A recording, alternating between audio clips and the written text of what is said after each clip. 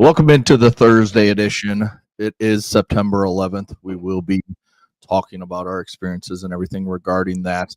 It's one of those shows today when you wake up and you think about what sports are we going to talk about, because in all, this is a sports show mostly.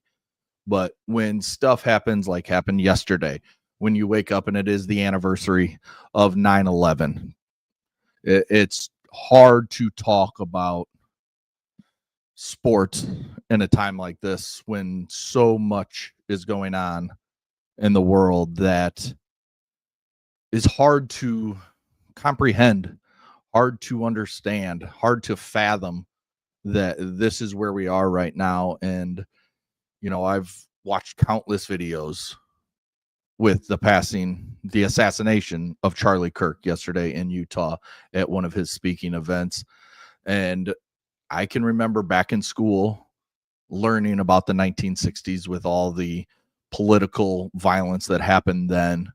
And it is just hard to imagine that it seems like we're heading in that direction with the assassination attempt on President Trump last year, with this happening yesterday, and then all the emotions of September 11th, 2001 coming back on the anniversary. And next year will be 25 years, which is just amazing to me that it's been that long since I was sitting in history class. I was in U.S. history that morning when one of our teachers, my basketball coach, walked in our room and said, "You got to turn on the TV." And it was just one of those days. So, Sean, it's tough to even think about even Thursday night football tonight. We have Commanders at Packers.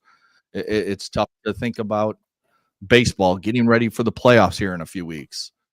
It's just one of those days with what happened yesterday, and then on top of it today being the 9/11, it's just kind of difficult is the word. Yeah. Can you hear me okay, man?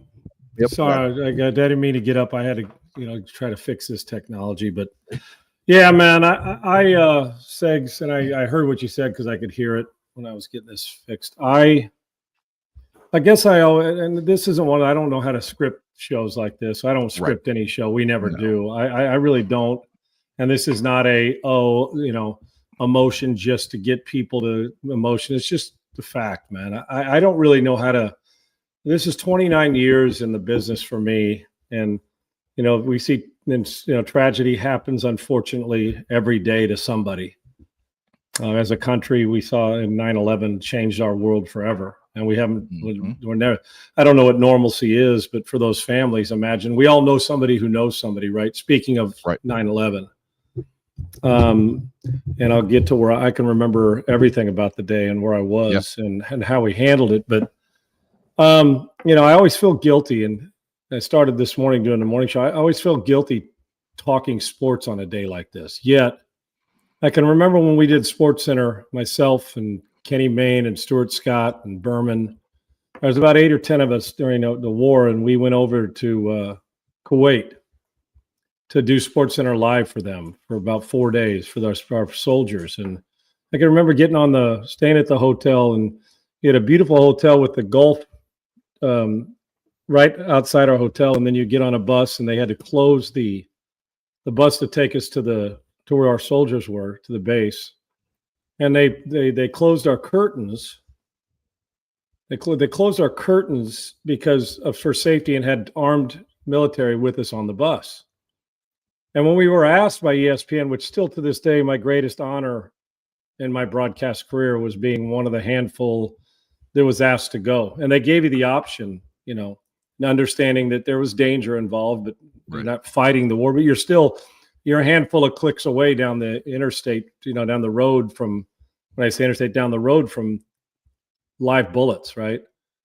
And I can remember going, and like I said, it was eerie, yet special, yet a little nerve-wracking.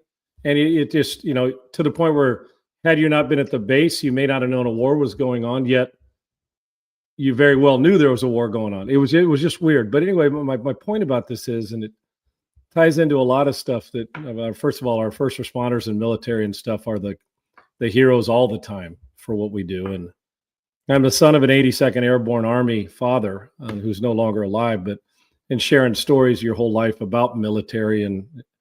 But I can remember being on that bus on the very first day going over there, and we did it live. So it was like 1:30 in the morning in Kuwait while we were doing Sports Center. And all the military moms and dads, husbands and wives had signs up like you would at college game day, right? Yeah. And we had just a blast interacting with them. But when you're doing a show and just thinking about, you walked into where they sleep in their barracks, and Segs, it felt like it was a never-ending visual of bunk bed on top of bunk bed, where it was very, and it's hot in the summertime, right? Very little room to walk through. And I was thinking, man, this is their life. And, they're in full fatigues and their boots, and every day they wake up not knowing what the next day is going to bring, which hopefully for us, we do, other than tragedy striking like we saw yesterday and what happened in 9/11. But I can remember the first day I was there, we were sitting in the mess hall in a big place. They had a big screen TV. And I got to throw routes to our guys running wide receivers in their combat boots, which was really cool. Yeah. But I remember asking them the first day, I said, there was a handful of them around. We were just talking about, I wanted to talk about what they do. They wanted to talk about fantasy football teams, right? And I was, and it, like I said, the honor of preparing for the show every day was great. And then looking out thinking, these parents and these kids get to see their mom. They can't wait till they get home. And I asked him, I said, I feel kind of bad. We're doing all this stuff, and we're here to support you guys and put Sports Center, which is great for you to see and to be a part of it. But do you guys okay with us talking sports? And to a person, they said, we need it. Yeah. And, we hear that all the time. Well, we need the break. We need the time away, the fatigue, the distraction, right? And their kids are at home wondering if their parents are ever coming home. The wives and husbands are wondering when they're going to see their fiance or husband and wife, their significant other again. Parents are wondering if they're going to see their kid again. All those things. And I'm thinking, well, the insignificance of sports is significant.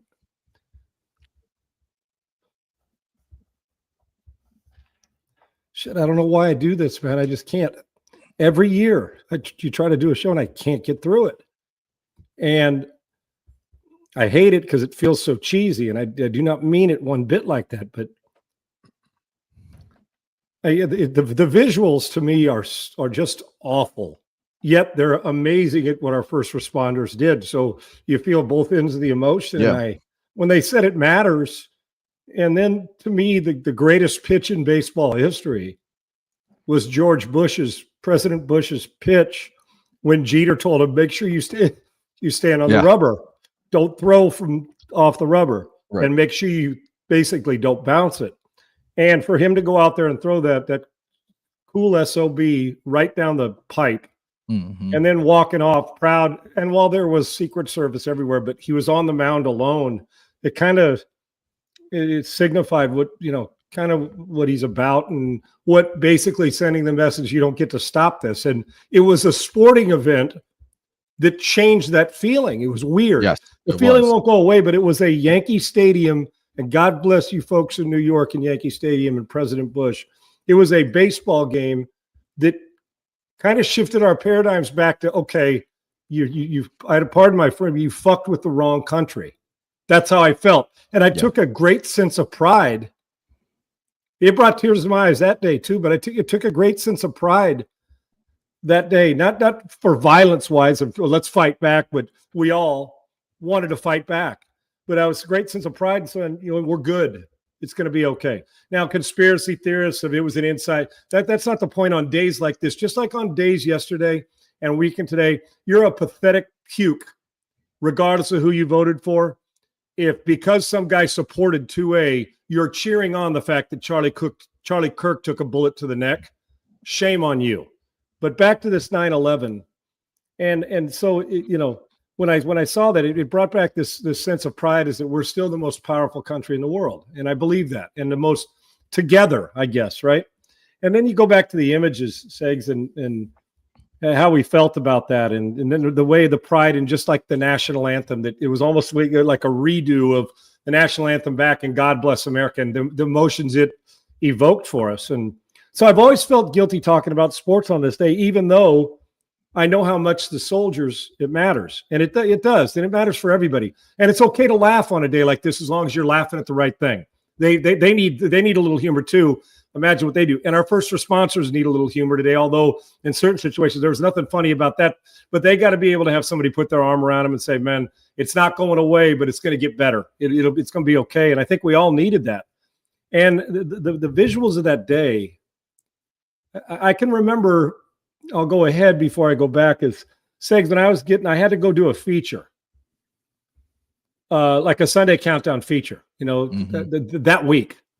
And I remember, Hartford Airport was closed, and I was there, and I'll get to why I was in Connecticut working at the time 9/11. Well, I can remember going to the airport when I was supposed to go. It was a couple days after they reopened the airport, a week later or whatever it was. And I walked through that airport, and it was eerie. And I gotta confess, my head was on a swivel looking for people that didn't look like us. And it's not right, but I did. You know what I'm saying? Mm-hmm. It was just days removed, so it was so fresh, and I was so friggin' angry thinking about the people that people still had no idea was at the bottom of the rubble. That's how eventually how airport opened back up. And then obviously how we go through airports changed forever. And when you bitch about it, it's like, you know what? That's nothing to bitch about because of what it signified, what it meant. And why? Yeah, exactly. And so I went through it, and I was on the plane, and I felt the same way. I was angry. My head was on a swivel, and the first thing that came to my mind, and fortunately, not a pat on the back, and it was almost, I was sitting in the big chairs up front because my contract allowed me to fly first class. I didn't want to get on the plane that day. I didn't. It was too fresh and too removed, and I mean, not removed enough, and it was just too. It felt like, my gosh, we're still living the life of these people who suffered on that plane, right. And we'll never forget the phone call or the voice that we heard, and the way we see the what happened that day. And I can remember on there, and anybody that got up to go to the restroom, Segs, I couldn't sleep on the plane to get to where I was going to do a countdown report. It was like a Thursday or Friday. And maybe it was Thursday or in the middle of the week. And I couldn't sleep because everybody that got up, the first thing I said is, walk into that bathroom.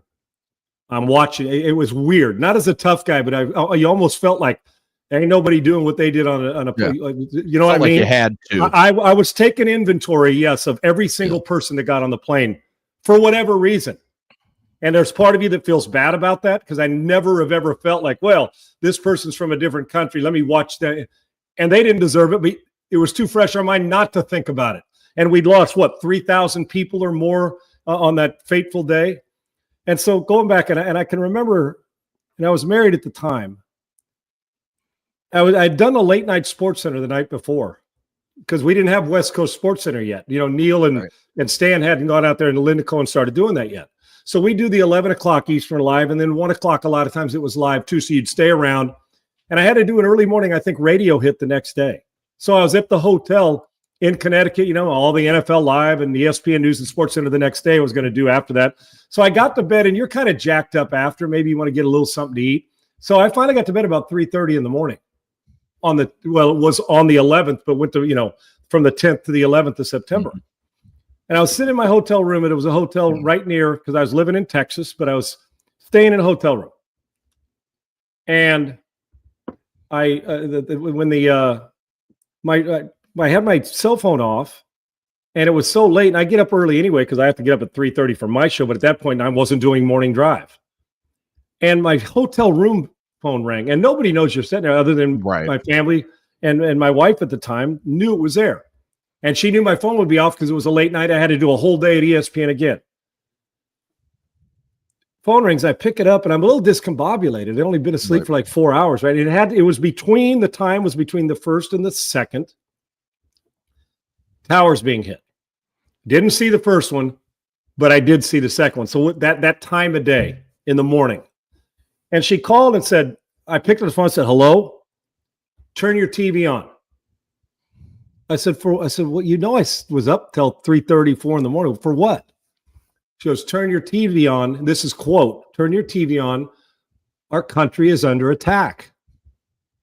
I still couldn't process it. Right. I said, what are you talking about? She goes, turn it on. I said, hang on a second. I turn it on. And no sooner did that happen, I was like, what am I seeing here? Right. And then I'm telling you, within a minute, the second plane flew into the to one of the Twin Towers. And we talked for a second. I got off the phone. And after that, I don't even know what was said because I was like, what is going on? And then I started to get messages, and the whole shift of our narrative of what we were going to talk about at ESPN was no longer a sports day, rightfully so. But now we're all scrambled around saying, who of our friends was there? Who's in the building? What's going on? Is this, at that point in time, is this terror attack? What happened? Yeah, we still didn't know. Right. Exactly. And it was so early. And so finally, the boss at ESPN, they wanted the people that had shows that day get over there. And Bob Lee was going to all day long, the general, because he's that guy, was going to anchor the all day stuff that we had going on, trying to find when you're the managing editors there and the boss is trying to decide what was needed. Was there any sports necessary, or to all the stuff we just talked about? And so we went on, but at that point, the fact that ESPN handled it right that day and the way that we needed to. But I'll never forget the feeling I had. It was like, and anger hit first, but I was struck with, I can't believe this. This is how did this happen? And I think a lot of us went through it and here we are all these years later, Segs. And so to this day, though, I've never gotten over the guy who says he'd never been late for work in 25 years or 20 years and was late that day, and you're pissed. You're driving in or you're like, I've never been late. Or the person that was sent to get coffee and bagels for their office, or the person who missed the train and had to take the second one, or the flight with one, I can't remember what coach it was, that he was supposed to be on one flight. He got bumped to another one. And that was the flight, I think, from Philly that went down. And so I start thinking about that, and it still hits me to this day when I'm driving in traffic and I'm pissed. And then I'm often reminded about, an angel watching Ovia, or not that an angel wasn't watching those people who died. It's not meant like that. But think about what that person must be going through, knowing that they've never been late, and the one day, somehow, some way. So when I do that, sometimes I'll do it, and then they're like, why is this traffic? And then you'll go up 2 miles, and there's a horrific wreck where there's no way somebody could have lived through it. And you're like, well, if I wasn't going slower, and you could tell it's a brand, you know what I'm saying? So all those things, and I get to be emotionally, like, I'm not a guy that lets go of things like this very easy. I still suffer every day about my dad and my mom, I just do. But on a day like this, when the worst thing that's ever happened in the country, at least pretty damn close, President Kennedy's shooting was awful. Obviously 9/11 was as bad as it gets. We've had those. But it was so weird because we say that doesn't happen here, and it did. And here we are, and the way that we honor our first responders is great, and I don't think we could ever do enough for them. I don't. And then you wake up today, and this just is so gut wrenching. I'm thinking of a family, or the families, when you see the pictures of people hanging from 50 stories up or whatever it is at the top, thinking that person knows they're going to die. Right. And thinking, my best chance to live is falling or jumping out of a 50-story building and hoping, I don't know which, I always think, and I don't want to think about the negative, because you know me, Segs, I'm a glass half full guy. Right. A team loses 3 in a row, I think they're going to win 5 in a row. Just maybe it's the sports background or the comeback stories that are in my soul. And I'm sitting there, and you look at him, and still, when I see him, I'm thinking that's a sci-fi movie. That doesn't happen. Right. And I just think to myself, what must have been the feeling for? And think about our first responders. Everybody's trying to get out, and they're running to it. And I'm thinking, who's the parents of the guy, or the kids, or the adults, or the family that? And I know we know the answers, but that were the ones hanging from a building that we saw the eerie pictures, and that we still do. So I don't get over it, man. I don't. And I know we're supposed to talk sports, and maybe we'll try to get some in today, but I can't apologize for the emotion of friends who lost somebody and what they must go through. And those kids now are grown up that lost a dad or a mom that day. Yep. And those kids think what that guy's thinking. You'll never, ever bitch again about or complain about being late for something when you know that I was supposed to be 27 stories up that day. And I would have been, if you don't, not me, but somebody would have been if they wouldn't have missed their train. Right. You know what I mean? And so I just, it was, I still think about it. And I just, to me, I don't know how people get through that every single day. I just don't, Segs. I don't. Yeah. And they tell you it gets better. It's like losing a parent. It doesn't get better.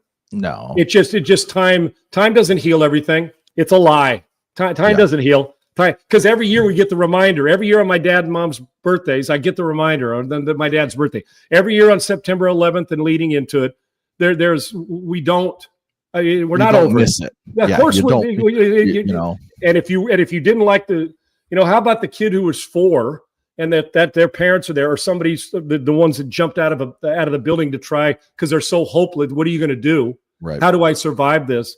And now they're old enough to know my dad was here, or a first responder that went in thinking, you know what, Segs, I don't believe in cowards. I'm not big fan of cowards. But at times you can understand why people, instead of running in, would want to run the other way because they got 3 kids at home. You know what I mean? Yeah. I mean, your dad's a cop. He faces this stuff all the time. Not that, but he never knows when he got into his vehicle what it was going to be like, right? Right. And in their safe, I mean, can you imagine that you take the job to put out fires and to save people and to protect people. You don't take that job thinking Twin Towers are going to come down on 9/11 and your job or your life is on the line going into something that how many people had a chance to get out that were up there? You know what I'm saying? And so these reminders when you turn on your TV on 9/11. So folks, it doesn't get easier. Right. It just gets lengthier.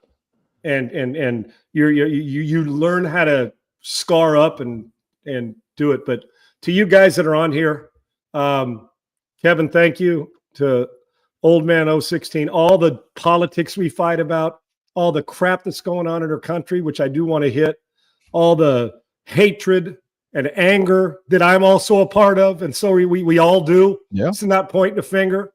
The anger we have towards somebody who voted somebody different, all the stuff, and we say we can't do it. I mean, 9/11 was the greatest reminder of why we shouldn't.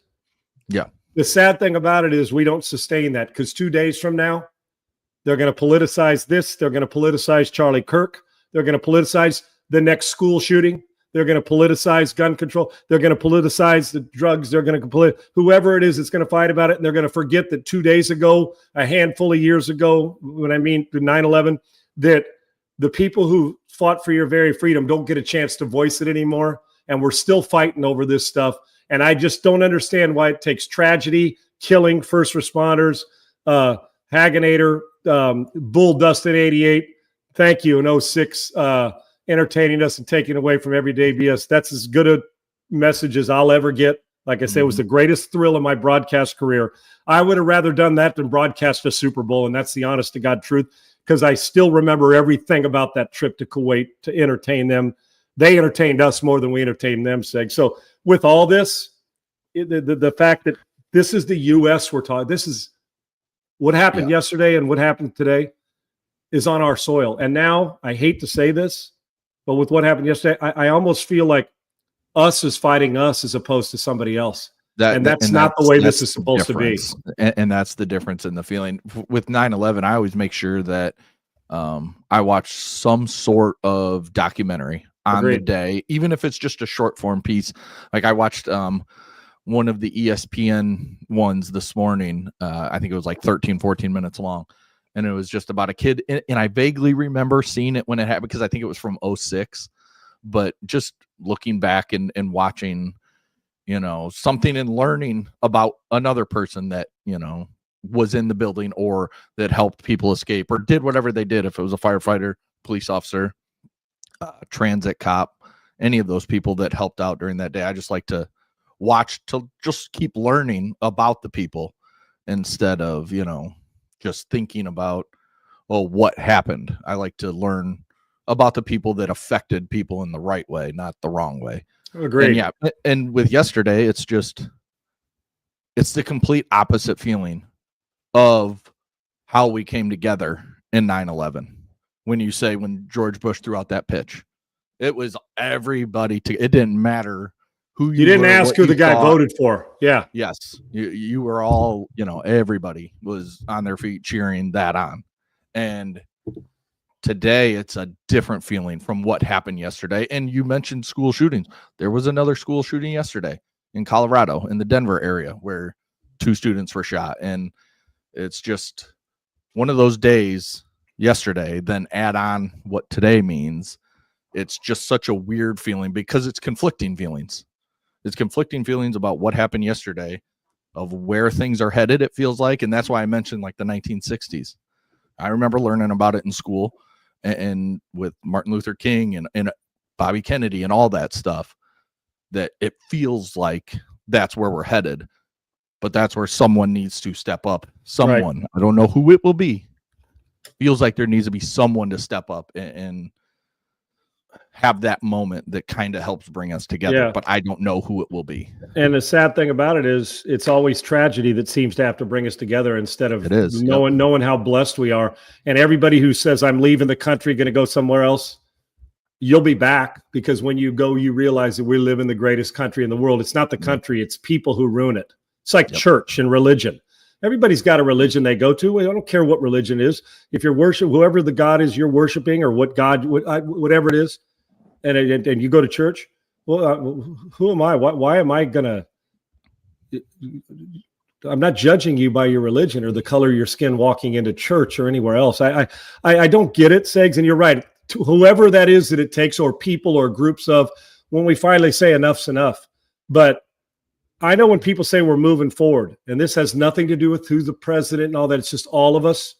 I feel like we've taken a step back and are headed in the wrong direction. I almost feel like it's going to get worse before it gets better. And I don't know if that's part of the cleansing that goes on. In Space Burner, to answer your question, it really doesn't need an explanation. Sean was wondering if you'd clarify what you meant by fighting back in a big way.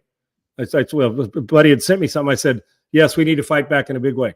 Fighting back doesn't mean walking down the street or taking a high-powered rifle and shooting somebody of an opposite belief, because I'm Team Charlie Kirk. I don't have any problem with anybody, but I also know that when I was going to high school and college and in the NFL, I never knew who my teammates or anybody voted for, because nobody cared. We just loved each other and it didn't matter.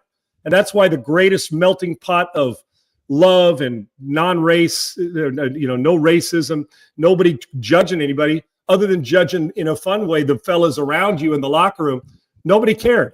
And I don't know where we lost that in translation, but we did once. Now here's where it goes. Somebody's going to blame this guy, and somebody's going to blame Trump, and then somebody's going to blame Biden, and somebody's going to. That's the way it works. We just can't say everything is partisan. It's like everything we do, it's almost like you got to be right. You got to be right instead of kind all the time.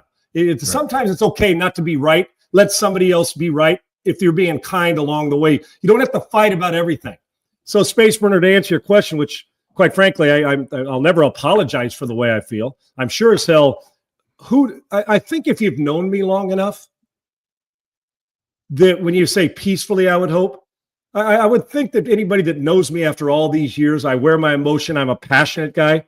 At no point in time do I believe on laying a hand on a kid, laying a hand on a woman, walking up behind somebody and punch him in the head, fighting at a sporting event, shooting somebody for different beliefs in politics. I don't believe in violence, but I sure as hell do believe in protecting what's mine. And if you cross that line, listen, you could take this how you want it. The lock on the door is for your protection at my house. The gun's for mine. Right. So the lock on the door is not for me. That deadbolt's for you. If you want that. So if you don't call that peace in my own home, I'm defending my family the right way. Now, when you say, Sean, as I said, would you clarify what you mean by fighting back in a big way? Well, what's fighting back in anything? You get your ass kicked in a football game. We're going to fight back in a big way, which means I'm not going into the tank. I'm not going to let this ruin my life. What happened? I'm going to fight back in a way that fight for peace, fight for some sense of security, fight for any of those things that go on that make the world a better place. Who doesn't want that? The problem is there's a bunch of people that don't on both sides. There just is. There are people who love this chaotic shit, and they love to see this. When you're cheering on anybody getting shot and killed at a rally listen, you don't have to show up to what Charlie Kirk did yesterday. You don't even have to comment, but he opened it up to, you don't have to like what if you disagree, that's okay. Hell, but a high-powered rifle from a distance shooting a guy in the neck while he's got 2 kids at home and a wife at 31, there's nothing he can do in politics that make me want to assassinate somebody. So if you're asking what I meant by fighting back, we got to fight back. You got to fight back against evil. You got to fight back against chaos. You have to. And I don't know what it is, but they're getting to a point where they're forcing people to choose sides. That's what they're doing. Whoever they is. I'm not talking about this liberal or that conservative. Whatever's going on in society, whatever this evil that we need cleansed of that's going on is the best way I can say it. Whatever that is, that's what I'm talking about fighting back from.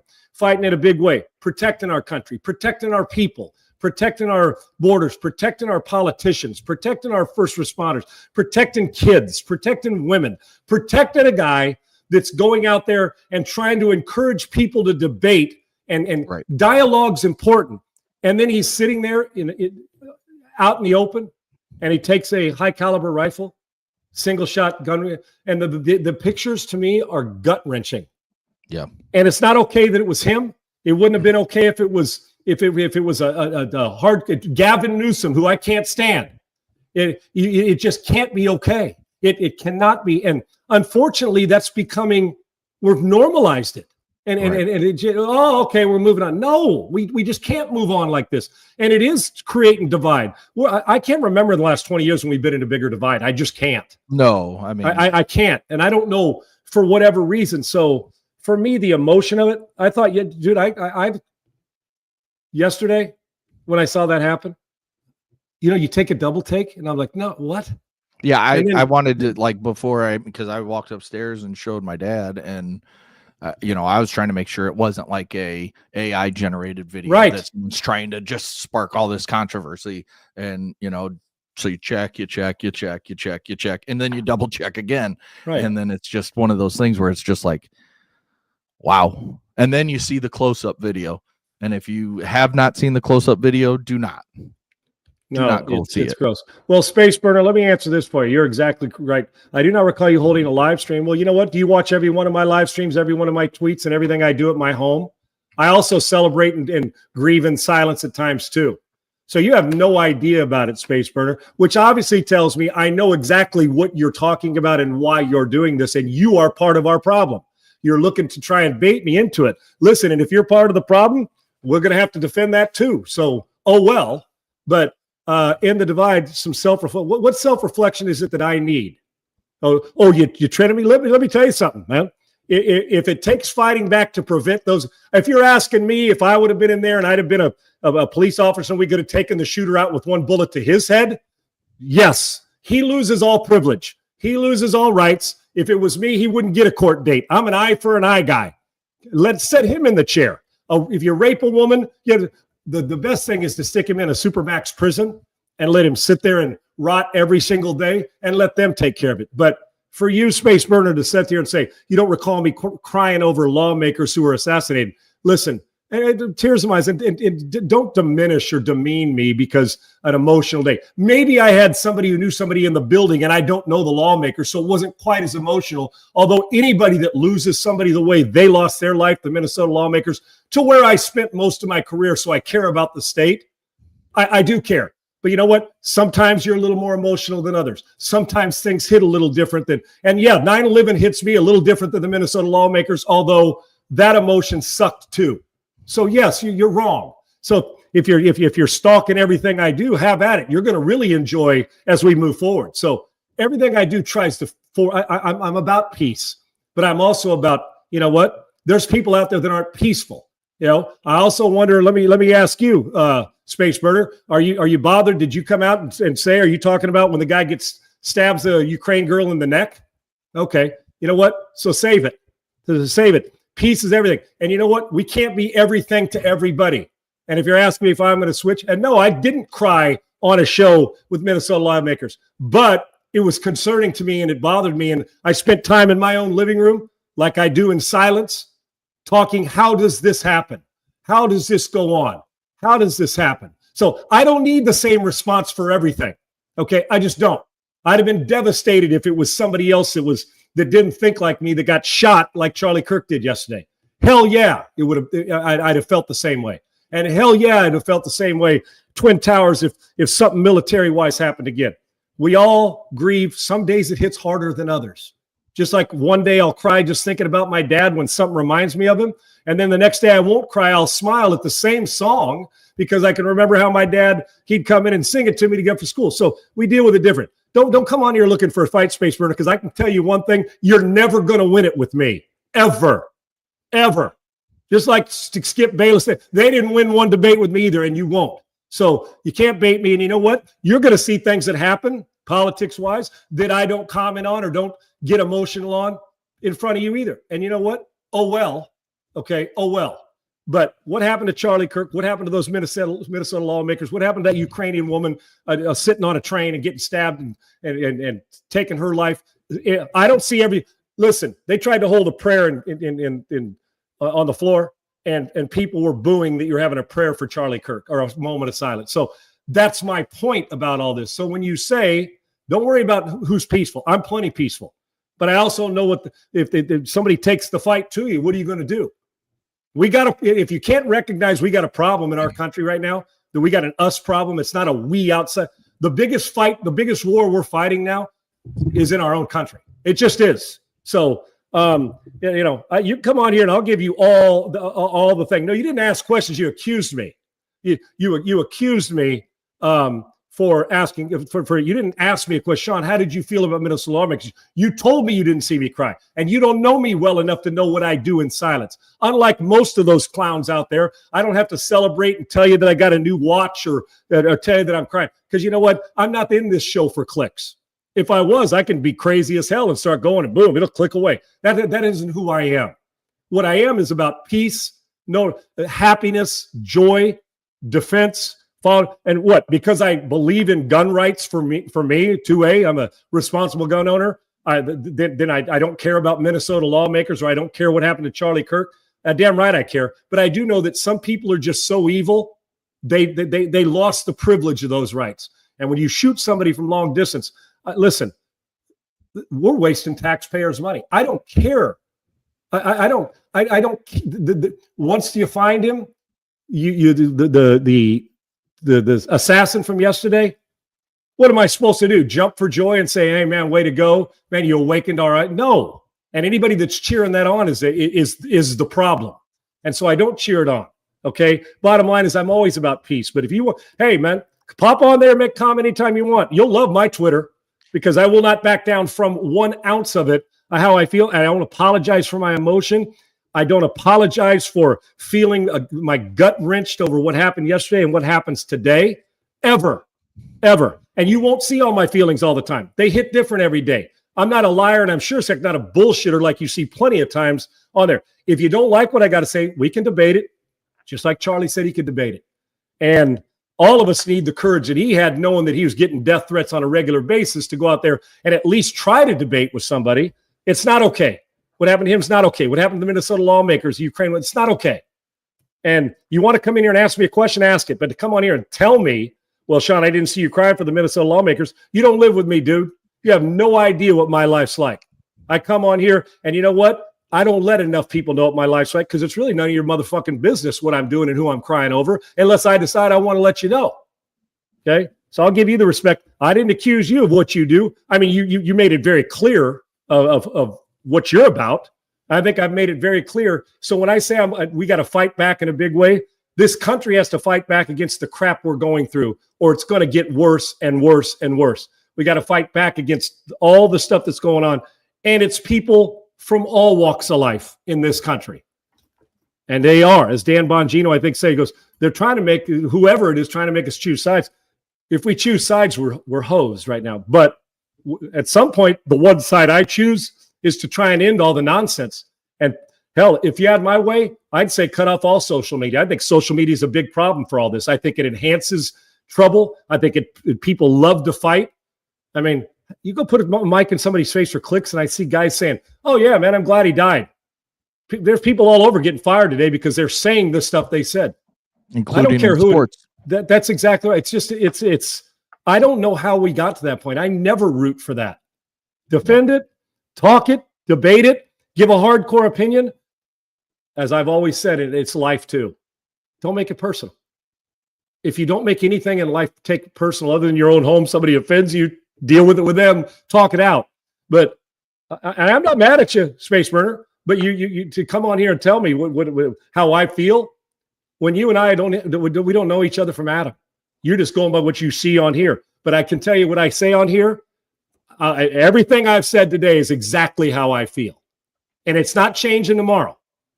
I'm a man that wants peace and happiness, but I'll damn well tell you, if you think I'm going to run away from it and be a coward-ass pussy because somebody scares you because they're taking people out, no, I'm not afraid. Matter of fact, I'm proud and will defend anything I got to defend, hopefully the right way. So do it. But you come on the show all you want, but if you don't like some of the things I say, stay tuned. I'll make sure there's plenty you don't like. Tweet away, quote tweet it, retweet it. I don't care. Yeah, we got to fight back in a big way. You define in your life what that means. I know what it means in my life. I know what it means. And it doesn't start with a C and it doesn't start with a P, either one of them. It means fight back for peace and to get things right in our country. Because if we don't, you're going to have to fight anyway. So take your choice. You want to fight peacefully? You want to fight violently? We keep doing this. If that's what it's about to lead to. So you do what you got to do, and I'll do what I got to do. But I know one thing: what happened yesterday, and anybody that mocks 9/11, shameful. Lives were lost, and Charlie Kirk deserved to still be alive today. Yeah. Period. And what you just said a couple seconds ago, I think rings true completely. It's the fact that there's too much of people on both sides wanting to push their thoughts, their views on everybody. And if you don't accept what they say, you're the enemy. That's the problem. It's creating enemies instead of just differing views, differing opinions. Everybody has them. We have them in sports. We have them in politics. We have them in life. We have them in life choices. We have them in our family. We differ in opinions on different things. So there's just too many people that if they don't agree with what you say, too many people look at them as the enemy. And too many people, Charlie Kirk was just trying to have a debate, like you said. He's just trying to get people together and talk and dialogue. There's multiple times where he's had people come up that disagreed with him. They left and they agreed with him a little bit. And then there's times where no, that person came up and called him all sorts of names and he just smiled them off the thing and they went their own way. So it's just, there's too much of it making enemies instead of just having differing opinions, right. in my opinion. And you're 100% correct. And we're all going to battle. It happens every day on TV. It happens that's why we have debates on television before political. That's why we have shows like this. That's why the banter's good.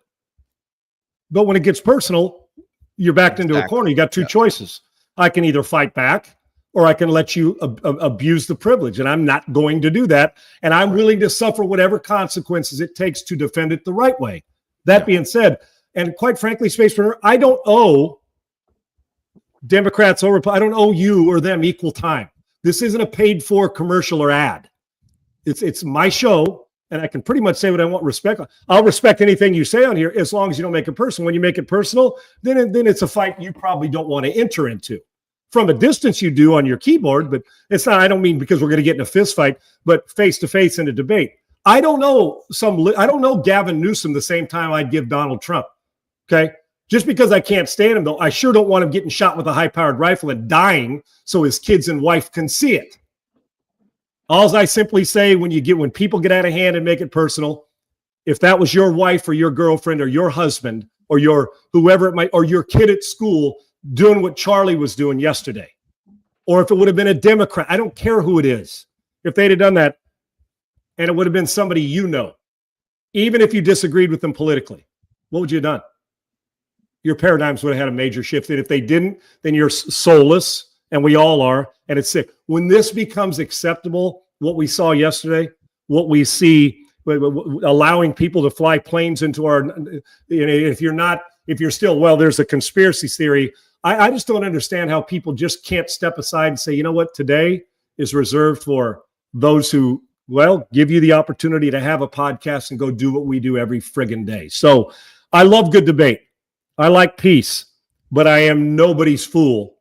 And I nobody's fool. And I won't see hot take artists that come on here and say what they don't believe have to go back and redo a video and send it to somebody.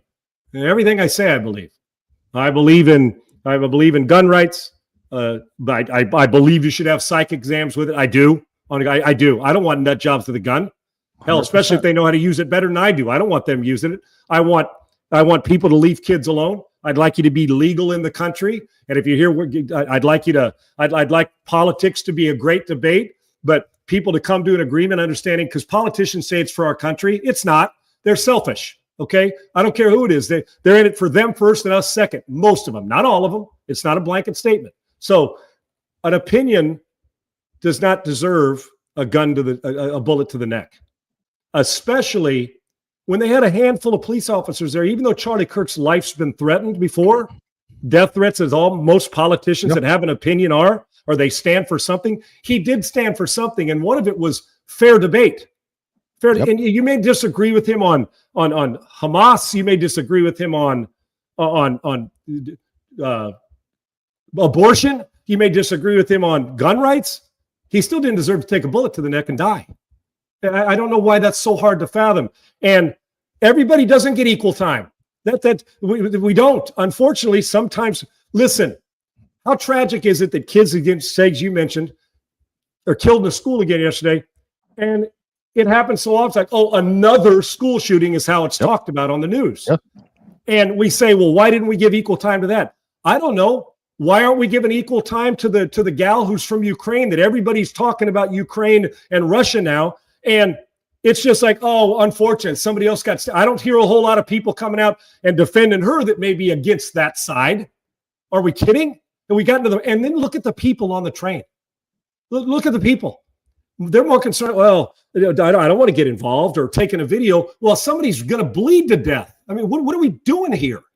And so I'm just trying to break it down to the lowest common denominator and common sense of, I don't know when the shift happened. I don't know when the shift happened, but Segs, like I said, I got a couple friends. Not a couple. I can't remember what my best friend in junior high.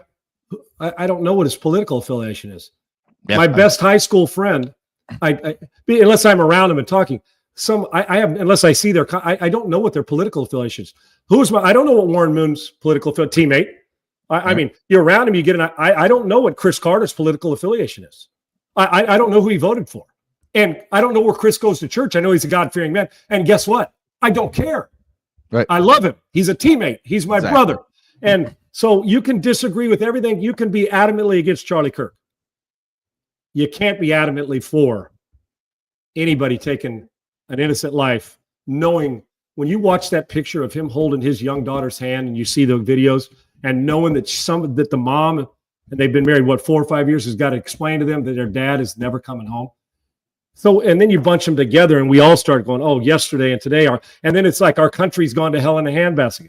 But it is right now, it's us versus us right now. And that can't be the way it is in this country, because I don't want to leave here. I ain't going anywhere. I'm here for it. But I don't know that the solution, I guess we got all the conflict talk, Segs. I don't know what the answer is. Yeah. I don't know what the answer is. And the fact that the thing that's the sickest of all, whether it's 9/11, dude, I go through today, and while you see people falling out of a building, one quotes, oh, that was an inside job. Yeah. If you believe it's an inside job, that's your opinion. We can debate it. But in the process of it, don't we got to know the room one day? Doesn't there have to be just a tad bit of compassion for first responders and people who are suffering on a day they lost it, or a tad bit of compassion for Charlie's wife? I just don't do it. I just don't understand it. It just feels like, I don't know, a dozen-ish years ago, and with the first election of Trump, that kind of set things off, I think. And then we obviously had the George Floyd stuff, and then COVID COVID created a lot of this as well, because there was, everybody it made had people their nuts. Yeah. Yes, it made people insane. And there's people that say that was fake. And I mean, I can tell you from very real experience that it was not fake, because I was on my deathbed with it. Right. So, I mean, it's just, but that's how it is. Every single thing that comes up, no matter what it is, politics, medicine, hell, sports has gotten like that. Sports is as bad as any of it, and it leads to other things. Yes. And you start fighting about something you don't even know what you started fighting about. Right. Exactly. It's all leading to just chaos. Like, and it can be controlled chaos in a setting of on First Take, where, you got guys yelling at each other about other stuff. I mean, it's insane how unhinged everything has gotten in the past dozen-ish years. But it's unhinged about anything. It's unhinged in Houston if you like Whataburger less than you like In-N-Out. Dude, you think I'm bullshitting. You lived here. They want to fight you over this stuff. Yes. And Space Burner, see, here's why I know what you're saying. Here's why I know when you came on here with an agenda. We said this isn't about politics. This is about lives. 9/11 and what happened to Charlie Kirk yesterday. And now you're saying, well, maybe there's someone at the top who continuously keeps turning up the temperature every day. See, this is, you don't like Trump. I voted for Trump. Absolutely voted for him. I grew up in California. None of you guys got more liberal buddies than I do. Segs, you might be in Chicago, but nobody does. And you know what? I love them, and we can debate and have heated debates in a respectful way. That's okay. Because you know what? There are certain things like I'm a little more liberal on that I think, but I vote for no problem. And listen, at times, maybe President Trump's not as presidential as you'd want him. He's an opinionated. You say, stay off X. We all do that. But you can sit here and tell me that. Now, I can reverse this and make it political, which I'm not going to do today other than say one thing. Well, do we start talking about the left's computers, the insider trading? Do we start talking about the places they've been, or wanting illegals in the country, or not putting out fires in Malibu because, well, I wonder why now all of a sudden somebody else is coming in and purchasing the land, not the people who own it. I mean, we can go through all that. Any of that still doesn't deserve to get somebody shot in the neck and killed. Any of that. So you're talking about you can't stand the president. That's fine. No big deal. I couldn't stand Joe Biden, but Joe really wasn't one in the country. So are you okay with them signing pardons that he didn't know about, or operating with the president, didn't do it, or, protecting a son that quite frankly is a criminal? And so we can go through all that.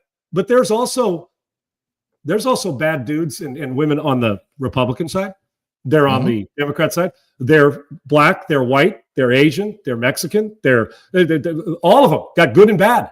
And that's why I'm saying, and it seems like we want to accentuate all the bad. And it's like, oh, let's build this up and do it more, as opposed to, yeah, I don't like that. But how do we fix it?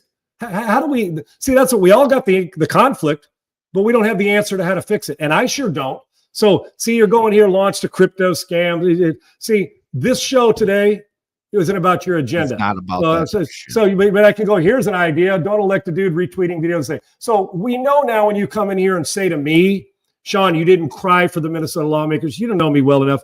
It tells me exactly why you're on here. And so stop with this stuff, or we'll just block you. I'm trying to give you a fair shake and allow you to empty your bucket, because whatever your feels are, I'm sure that you think that President Trump caused what happened to Charlie Kirk yesterday, which to me is psychotic in itself. But we've got to end the violence. I don't know how, but I do think some people like this. And when you said, oh, there was nobody encouraging it or happy this happened, then you didn't go on Twitter, and you haven't seen the news videos, and you haven't seen, there are more than a couple that are applauding what happened to Charlie Kirk yesterday. And that's the whole gist of this. 9/11 and Charlie Kirk, he did not deserve to take a bullet and die for any political reason, let alone open debate, period. And it's like the Carolina Panthers had to fire a PR person today because he went on, I think it was TikTok. Don't quote me on the exact platform he went on, and basically celebrated and put music that, referenced a neck. And it was just, it's embarrassing. People aren't out here celebrating. They are. You see it, Segs. I've listened to him say it on video. Yeah, I'm glad he got shot. Yes. Facebook, any of the platforms. So it's just. Pros, thank you too. Yes, it's and that's what I think makes it even so much weirder today. Today is 9/11, and this day should be about that. It And should you know be what you're about never going to remembering forget? those people. But So, nope, we have this happening yesterday right. And then that Space Winter, I hope changes. you come on here with a better perspective. I understand your frustration about it. Well, I have it towards politicians and I have it towards Gavin Newsom ruining the state I grew up in. I get it. But there's still, it's not one person's fault. I know this, that I think President Trump loves our country, and I don't have to agree with everything he does. I do. So, but you can debate that all you want. Today wasn't a political debate. Today was a honoring those. Matter of fact, I don't want to diminish or it's almost like when we start to do this, and once again, this is our country. You start to do something because there's emotion and crisis and chaos and people losing lives involved. And then inevitably somebody has to come and say, yeah, the reason why it's on him. Or that's not why we're doing this. It's an honor, and we should be ashamed of ourselves for fighting over politics today. Fight tomorrow. Fight the next day if that's what you're going to do. I just, Segs, and the thing that in looking for answers, and Hagenator, I am it's either Hag or Hagenator.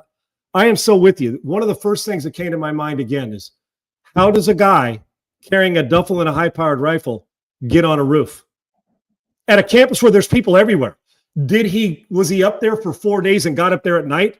Aren't the cameras at the university running? Does he know where all the cameras are? So it's like in a movie where you can hide your face and go up. How does this, and here's what it leads to.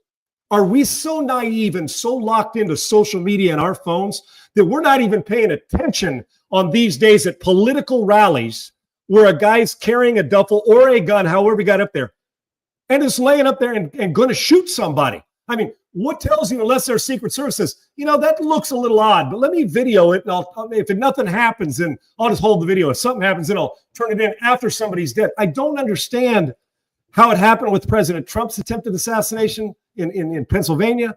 I don't understand how it happens at any point. And in a school where there's 40,000 students go to school there, not all, there's 3,000 or 4,000 at the thing. But yeah. How does anybody, and then when you take the shot, I know we're all looking around because the echo, anybody that's been around high-powered rifles, we're looking around, but takes a shot. When you hear it, aren't you, your head is on the swivel. First of all, your thought is get to safety or protect a kid or whoever's with you. But there's also there's all that, it hits me, Segs. My first thought is, where's that coming from? Is there more? I mean, then you're looking around.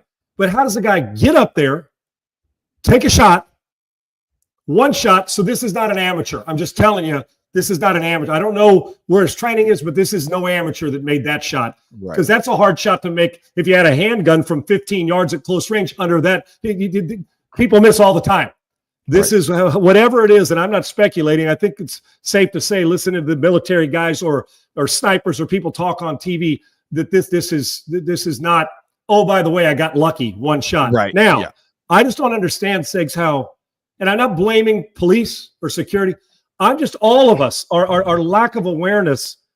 How are we, and I don't understand why when you go to a rally like this now, that everybody's head's not on a swivel, wondering just surroundings. Just at least check your surroundings like you do your side view and rear view mirror when you're driving. But to get in, nothing. You know what you're going to find out, Segs. Somewhere along the line when he's found out, you're going to see social media stuff. You're going to see a trend. Yeah. You're going to see he was on somebody's watch list. You know that's coming. But assuming it's a male, but up there, and then get down, get away. Not a print, or I don't know what he did with the gun after.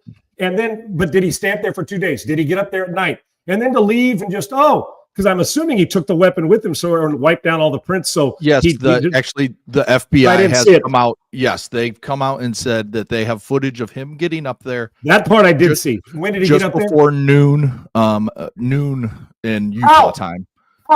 He went into a building up. Access the roof access. But was he carrying a duffel bag? Yes, with the gun? I think he was just carrying the gun, if I remember what they said, right? So then he took the nobody shot. Saw it. Nobody saw going it. in. Yeah, at 12 o'clock on a Wednesday.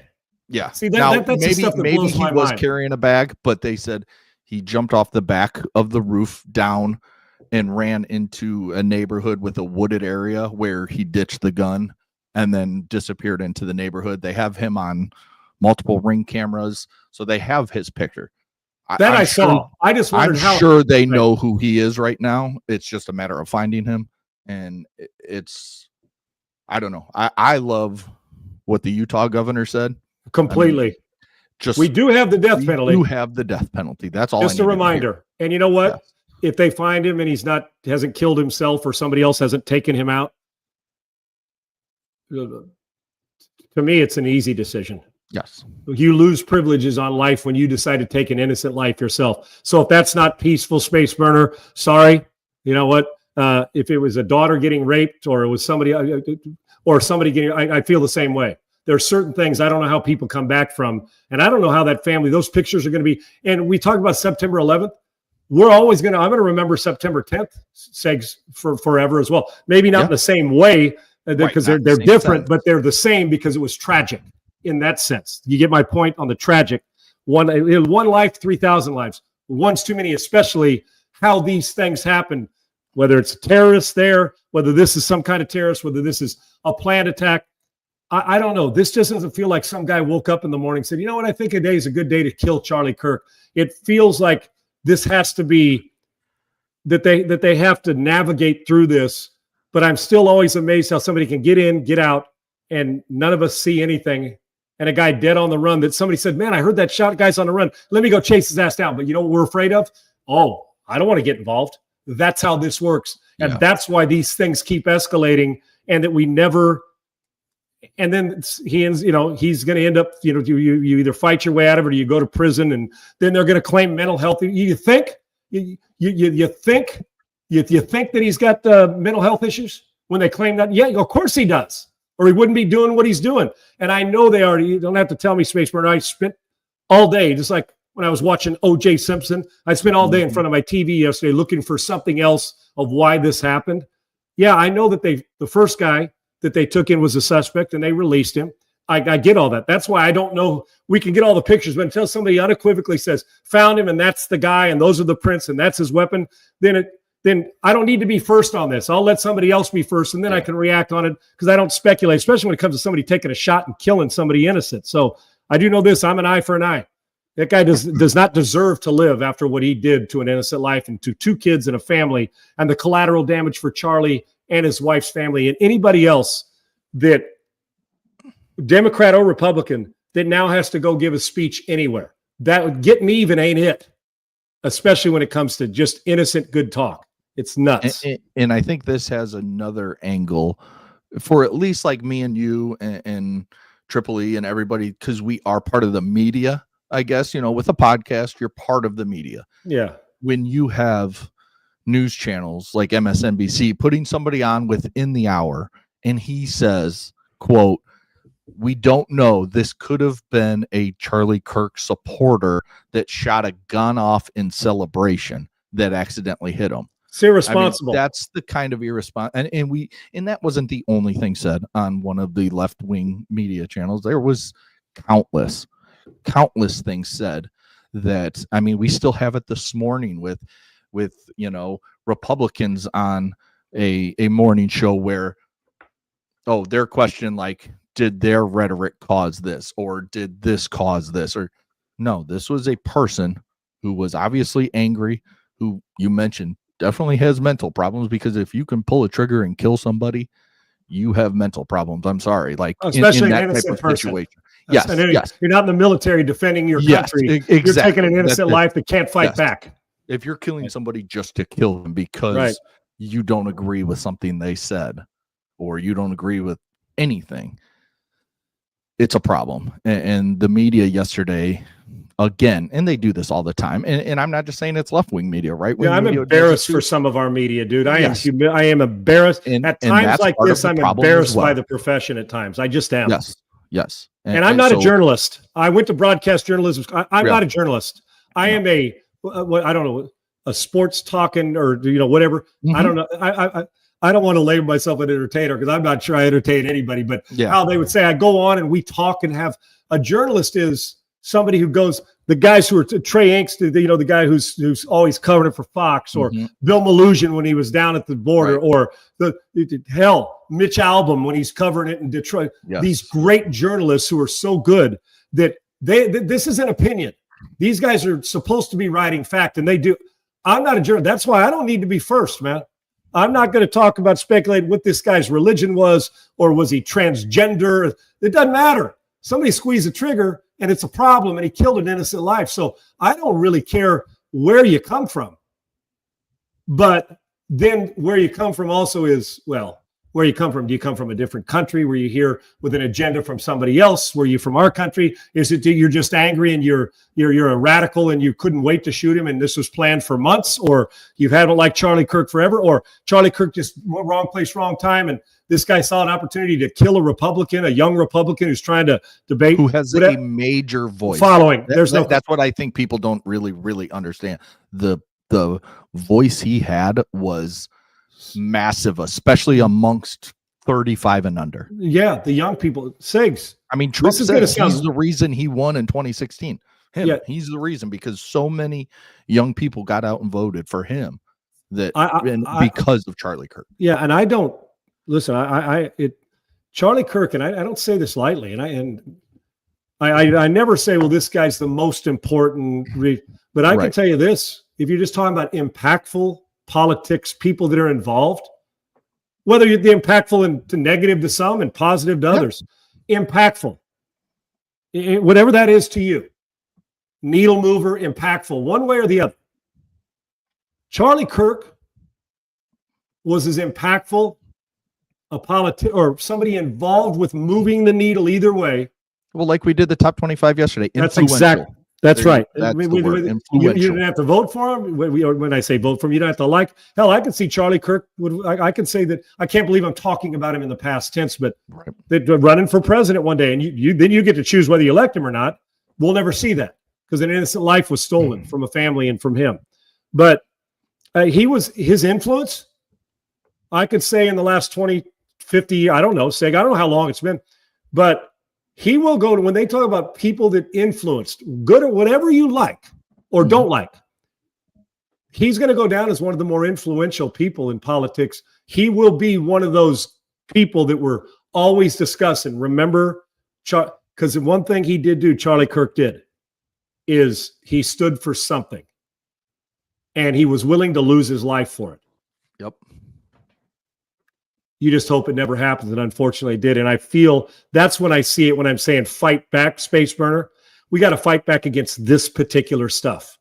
And if fighting back at this particular stuff is to where every single event you go in, we got to stop and secure it up, whatever that takes, one life, the next life is worth saving. I just don't know how to get there, Segs. I just don't. And that's the hurtful part. I just don't. I don't know how we're going to do it because it feels like we're so lost right now. You say fighting back, and fighting back could be fighting back with the left, because that's where it's split. It's left and right. That's reality, is getting left and right back together. Right. Fighting back against bad stuff. That's all. That's all it means. And in a big way. Exactly. Because a small way right now ain't working. Doesn't do it. We have to fight back in a big way. And I was devastated yesterday. And I think the reason why you talk about yesterday even more, because that's so real now, because it's 24 hours removed. Yeah. And we'll never forget 9/11 and its impact. And if you do, then if you forget 9/11, then you just forgot everything, because every year the reminder, and we should have these reminders, and we shouldn't forget, and we should mourn that day, and we should suffer over it, because you know what? We lost a lot of people who didn't deserve to suffer over it, and those who knew going in, they were never coming out, our first responders, some of them. So I'll never apologize for talking about this on any show, sports show. I'll never apologize for the banter. Space Burner, as much as I don't like how you went on here and made it political on this, I'm still going to give you the benefit of the doubt, saying you're having one of those days where you just, you're bothered. And I get it. But these are the reasons this can't happen daily. And I won't let it happen on here. I just won't. Now, if we want to have fun banter, it's good. But today ain't the day to fight over who got elected. He's elected, and you're just going to have to deal with it. Just like those of us who thought Joe Biden was way in over his head and Kamala Harris was the worst presidential candidate in the history of this country. Doesn't make her. I'm sure she's a nice person in her time. I don't have anything against her. She wouldn't deserve an assassination attempt on her life either. No. But I don't like her. I don't like what they're about. But that doesn't mean that if I saw her, I wouldn't shake her hand, or Gavin Newsom, I wouldn't look him in the face and shake his hand. Now, if he wants to get into a heated debate over it, I'm in. But I'm still going to give him the respect of not making it personal. And I'll have good debates all the time. And this show's usually uplifting and fun and laughing and joking. But there's nothing funny about yesterday. There's nothing good about it. And there's nothing funny about what happened in 9/11, and we should mourn over it. And the truth is, we got to find solutions. Easier said than done. And I think Charlie Kirk was one that was looking for solutions. And he's a hardcore conservative. That's okay. There's plenty of hardcore Democrats out there and liberals that stand for what they stand. And you know what? 3,000 people wouldn't have needed to see that person get shot either. And it should not have happened. So, and I'm going to get to the point. We're going to go through all the emotion: anger, pissed, blame, remorse. What could you have done more? Even from a distance, you're like, and Segs, I know, right? I got buddies. You know how many of my friends went to BYU? I've driven by that campus and I'm thinking, that's not supposed to happen there. Orem, Utah, things like that don't happen in Orem, Utah, but they do happen. And in a tragic way that the images will be gut-wrenching forever. And I don't know how you're going to prevent his kids from seeing that, because someday they're going to want to know. And that's the worst thing, aside from losing an innocent life. The collateral damage that this causes is awful. And you're exactly right, Dr. J. A good debate is we don't have them anymore. They always become personal. And I refuse. I'll quit the media before I allow that to happen all the time. Yeah, we all joke about personal stuff like somebody gets a haircut. I'm talking about the hardcore personal that you're really trying to hurt somebody. The hardcore. I will not allow. I'll quit before. We wouldn't do this show if I had to deal with that every day. I just wouldn't do it, 100%. Because I don't love sports enough to have it be miserable every day. I just don't. I don't. But I do love sports enough. That's agreed. And we're spending so much energy on the chaos as opposed to the good stuff we could be talking. There's a lot of good stuff, but it just feels like we don't want to choose a side. There should be one side, and unfortunately, we've lost sight of that. Sounds cheesy, I know, and we've never just been on one side. But I can know in my life, there's been times when we've been more on one side than we are the last decade, and in particular, the last handful of years, for whatever reason, and we're all to blame because we all feed it. Yes. And we do. And we feed it more than the resistance to be able to step away and say, I'm not battling about this right now. I respect your opinion. I'll just say this to end this part of it. It's better to be kind a lot of times than it is to always be right. It just is. And in this case, there's the right answer is somebody shouldn't have died.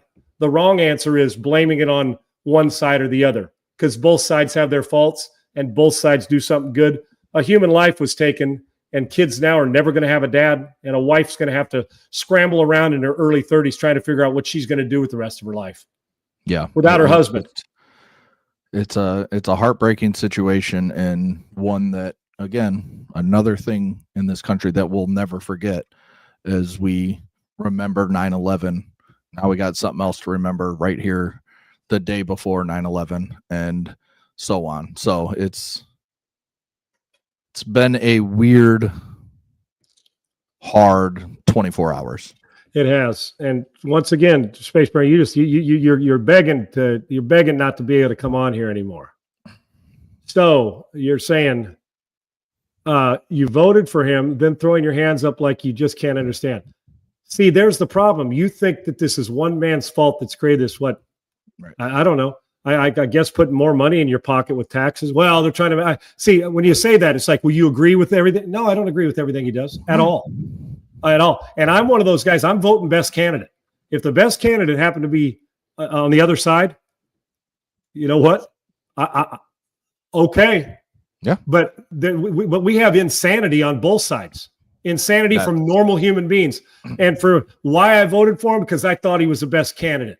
And I still do. Matter of fact, I know in the case of who he was running against that he was the best candidate, because this country, can you imagine where we'd be if that would have happened? And I say it a little bit of tongue in cheek and hyperbolic, but no thanks. Now we can laugh and argue over that too, but we're not going there. Yep. Voted for him. And if he runs for a third term, now that'll get some people. What? He can't run for a third. just to get your goat. So you can, now that I get to where you're going with this, Space Burner, because I knew your agenda when you started, and I know it even more now, you just hate the president of the United States because, well, you don't like him. You think that throwing my arms up. No, throwing my arms up. President Trump didn't get Charlie Kirk shot. Okay? He didn't. Derangement did. Bingo. Derangement did. And insanity did. And hate did. Trump didn't. Charlie didn't. Gavin Newsom, for all the hatred people have for him, he did not get Charlie Kirk shot yesterday. People fuel stuff and people unfuel stuff and empty the fuel. And we're all guilty in one way or another, whether it's on social media or somewhere else, of adding to the fuel of anger.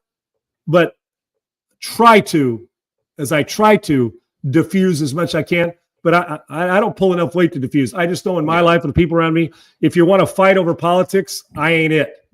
But if you want to banter over it and debate, I'm all in. Yeah. I just won't do it. I'm not losing friends for politics unless they choose to make it personal. And when you make it personal, then I fight back, and you'll see. Then I see red, and it's a different story. So the way I fight back is trying to. I don't know how you shed a little light on doing it the right way, and I don't always do. I've screwed up plenty. But I know one thing: Charlie Kirk deserved to die. And if you're not honoring what we did on 9/11 and what our first responders did, and honoring the lives that were lost, then that's probably something that you're going to have to deal with on your own life the rest of the time. Because I'm proud to be living in this country, and I don't want to live anywhere else, and I always will be. Yeah, I just recommend if you're someone, and if you're young, if you're older, whatever, just go back and just watch any documentary you haven't seen on 9/11 and just learn something else about one of the people that did good. It's like at Christmas eggs. Like you read to your kids the Christmas story every year, or watch a certain Home Alone, whatever it is. Yeah. I'm not trying to lessen how important it is, but I actually think it's important that a 4-year-old, when they're 10, understands what happened. Not at 4, when they're old enough to understand. And my kids are 10 right now, and they are learning about the age in school, I think, for the first time. I don't remember them doing anything before, but they came home last night. And that's okay, because at 7 years old, they shouldn't have to know that. They shouldn't know that. They should know who their dad or mom was and why it happened. But the big picture of why the anger and hate, those kids, they see enough of it every day. Yep. Can we? And if we can do our best to shield Charlie Kirk's kids from having to go through this, because eventually the 7-year-olds and 8-year-olds got a phone in their hand. Their mom has got an incredible task on hand to protect those children from what they're going to see over the next handful of years. The funny thing is, there are people out there that, will keep sharing the video, keep pushing the video, and in both ways. And keep blaming people other than the shooter. There's no doubt.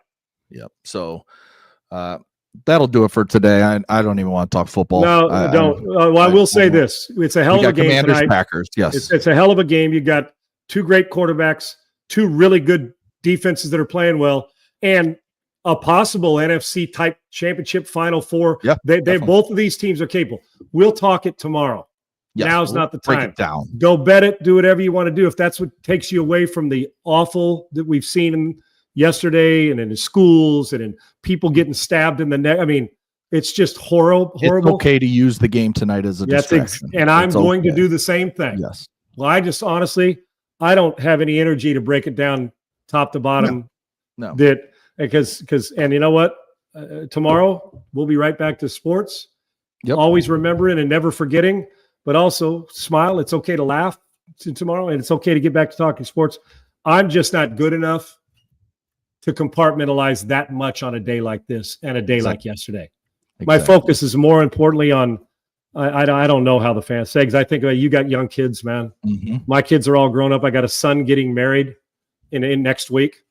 And it's like, man, when he has kids, it's gut wrenching, because I think, what would I be doing now if Charlie Kirk was my son? And quite frankly, my kids are his age. My son my middle child just turned 32 September 6th. He's Charlie Kirk's age. And I'm thinking, if he was standing for something or debating, what would you be feeling if that was the case today? Right. Regardless of who he voted for. I think we all have to respect people who stand for something, even if it's something we don't agree with. And we've lost that. We've just lost it. Yeah. Sad day, All right. man. Yes, sad day, sad day. Don't hug your loved ones. That'll do it. Thank you to all of you guys for every Space Burner, even your political stuff. We all have our moments, and I voted for him, and I'd vote for him again. But I can tell you this, that all of you that either made a difference, know somebody who was lost in 9/11, are suffering from yesterday because you got a 4-year-old daughter or young kids. All I can say is hang in there, and we always say hug somebody, but do it, because Charlie doesn't get a chance to go home and have dinner with his kid anymore. And in politics, guess what? They're not going to be talking at Charlie Kirk's table or at the funeral. Hey, man, remember what he said about they're not going to be talking about that. They're going to be talking about trying to honor a life that was gone way too soon. He's in his 30s, man. Now, it wouldn't have mattered if he was in his 70s. It's innocent lives over politics. If that's where we're at, then we, and that's exactly where we're at. Sadly, that's exactly where we're at. And that's where we. And I don't have the answers. I don't have the answers to the test, and I'm not sure anybody does, and that's a problem. Yep, that's a problem. All right, we'll be back tomorrow. We'll talk Commanders, Packers. We will break down the upcoming college weekend, the upcoming NFL weekend, and any other sports related topic that we see fit. All right, guys, we will talk to you tomorrow. Thanks.